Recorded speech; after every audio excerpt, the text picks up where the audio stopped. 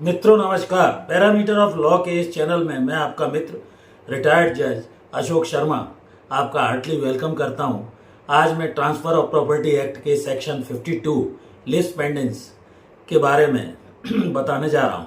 इसका अभिप्राय यह है कि संपत्ति अंतरण अधिनियम के अंतर्गत धारा 52 ये कहती है सेल ऑफ डिस्प्यूटेड प्रॉपर्टी को जिस जमीन का भी केस कोई पेंडिंग है, कोर्ट में चल रहा है सिविल सूट, उस जमीन को प्रतिवादी यदि बेचता है तो ये लिस्ट पेंडेंस का सिद्धांत लागू होगा। क्या जिस जमीन का केस चल रहा है उस जमीन को प्रतिवादी बेच सकता है?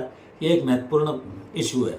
कहाँ पर ये सिद्धांत अप्लाई होता है, इस बारे में मैं इस वीडियो में बताने जा रहा हूँ। वीडियो को शुरू से अंत तक देखें, बीच में एस्केप ना करें। विषय महत्वपूर्ण है। जब भी अदालत में किसी प्रॉपर्टी से रिलेटेड कोई दावा वादी द्वारा प्रतिवादी के विरुद्ध लगाया जाता है कई बार जब प्रॉपर्टी की सेल डीड होती है तो उसमें एक क्लोज रहता है कि ये प्रॉपर्टी कहीं भी ऋण भार वगैरह इस पे नहीं है, अन्यथा वादी का शेयर खत्म हो सकता है। तो वो अदालत से स्टे लेने का प्रयास करता है। मान लीजिए उसे स्टे नहीं मिला, स्थगन नहीं मिला और केस के दौरान प्रतिवादी ऐसी जमीन को बेच देता है जब केस लंबित है न्यायालय के समक्ष, तो ये लेस पेंडेंस अप्लाई होता है।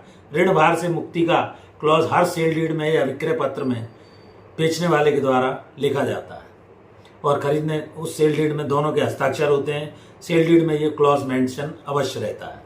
कोई भी कारण से अगर कोर्ट स्टे नहीं देती है ऐसे मामले में, जब मामला अदालत में लंबित है, सिविल सूट चल रहा है वादी प्रतिवादी के विरुद्ध, ट्रांसफर एक्ट और प्रॉपर्टी एक्ट के में प्रॉपर्टी से संबंधित ये प्रोविजन इसलिए रखा गया है कि इंडिपेंडेंट केस के दौरान प्रॉपर्टी अगर बिकी है तो झूठ सेल डीड में अगर ऐसा लिख दिया है तो ऐसी प्रॉपर्टी का कहीं कोई केस नहीं चल रहा है, तो ये उसके ऊपर बेचने वाले के ऊपर कार्रवाई हो सकती है। बेचने वाले का मेलाफाइड इंटेंशन रहा है, दुर्भावनापूर्वक उसने ये गलत जानकारी सेल डीड में दी है, तो अदालत उसे कैंसिल भी कर सकती है। During the pendency of the suit, case चलते ऐसी प्रॉपर्टी अगर बिकी है तो सेल डीड को कोर्ट चाहे तो कैंसिल कर सकती है और इसका प्रॉपर्टी में ओनरशिप होना उसकी पूरी जरूरी है जिसने भी बेची है। क्या किसी सिविल केस के चलने के दौरान प्रॉपर्टी ट्रांसफर या बेची जा सकती है? इसका उत्तर है नहीं। प्रॉपर्टी के बारे में जब कोई सिविल केस चल रहा है तो इस तरह का ट्रांसफर मेलाफाइड इंटेंशन से नहीं किया जा सकता। प्रॉपर्टी पर स्टे ऑर्डर हो और उसके बाद भी वो उस प्रॉपर्टी को बेच दे, गिफ्ट कर दे, मॉर्टगेज कर दे तो नहीं कर सकता है।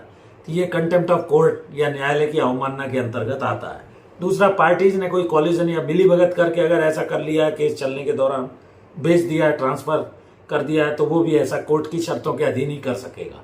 तो इस तरह धारा 52 जो ट्रांसफर ऑफ प्रॉपर्टी एक्ट है, संपत्ति अंतरण अधिनियम, उसका यह महत्वपूर्ण प्रावधान है। वास्तविक कारण और आधार पर एक तो केस लंबित हो, मामला सिविल न्यायालय में चल रहा हो, उसे बेचा नहीं जा सकता ऐसी प्रॉपर्टी को जब तक कि कोर्ट का ऐसा कोई आदेश ना हो।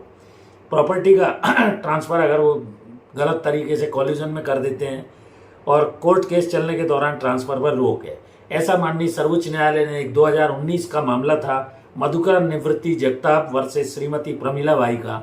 उसमें ये कहा कि ये जरूरी नहीं है कि केस चलने के दौरान ट्रांसफर इलीगल ही हो, लेकिन कोई भी व्यक्ति जो प्रॉपर्टी खरीदता है वह ट्रांसफर गलत ही क्यों ना हो, कोर्ट के डिसीजन के अनुसार ही वो ऐसा ट्रांसफर मान्य होगा। तो मैंने ये list pendens section 52 transfer of property के संबंध में कुछ प्रोविजन आपको बताने का प्रयास किया। आशा करता हूँ कि आपको वीडियो समझ में आया होगा। यदि वीडियो अच्छा लगे तो इसे लाइक करें, शेयर करें, मित्रों दोस्तों को भेजें और चैनल अगर सब्सक्राइब नहीं किया है तो कृपया करके चैनल सब्सक्राइब करें। मेरी धर्मपत्नी श्रीमती अर्चना शर्मा का भी एक यूट्यूब पर चैनल अर्चना आरटी आपके नाम से है। यदि उस चैनल को भी सब्सक्राइब नहीं किया है तो कृपया सब्सक्राइब करें। मैं आपका आभारी हूँ। काफ़ी सब्सक्राइबर हुए हैं। चैनल से जुड़े रहिए। Knowledge is power. छोटे छोटे वीडियोज़ के माध्यम से मैं आपकी कानूनी जानकारी को बढ़ाने का प्रयास कर रहा हूँ। इस वीडियो में यहीं तक। धन्यवाद।